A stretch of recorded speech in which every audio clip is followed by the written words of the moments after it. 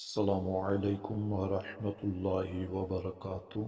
میں سید اللہ نواز جیلانی، آپ دیکھ رہے ہیں جیلانی وائس۔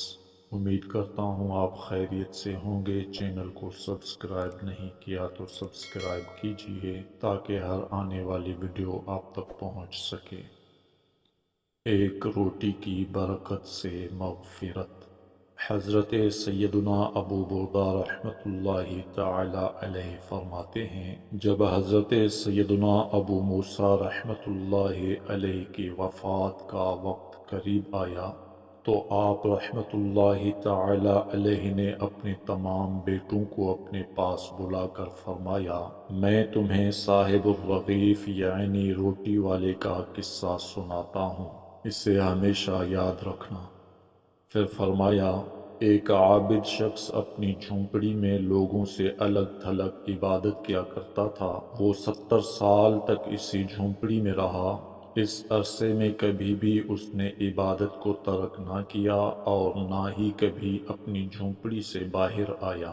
پھر ایک دن وہ جھونپڑی سے باہر آیا تو اسے شیطان نے ایک عورت کے فتنے میں مبتلا کر دیا اور وہ 7 دن یا 7 راتیں اسی عورت کے ساتھ رہا۔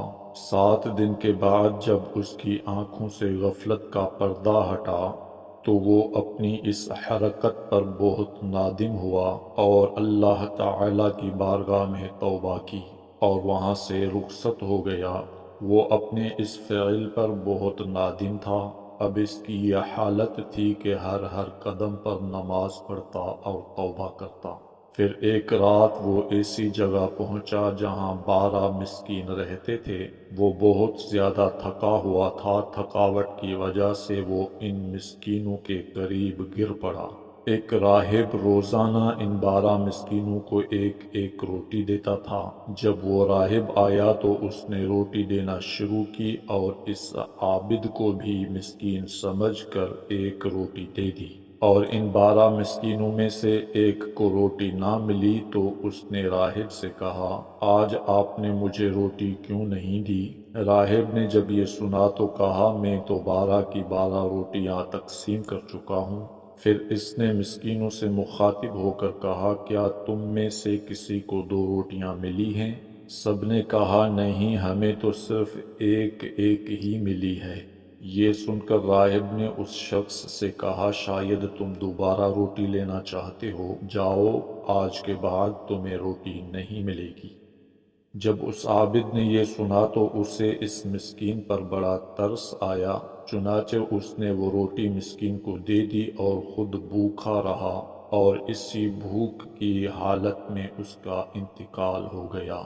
جب اس کی 70 سالہ عبادت اور غفلت میں گزری ہوئی 7 راتوں کا وزن کیا گیا تو اللہ تعالیٰ کی نافرمانی میں گزاری ہوئی راتیں اس کی 70 سالہ عبادت پر غالب آ گئیں۔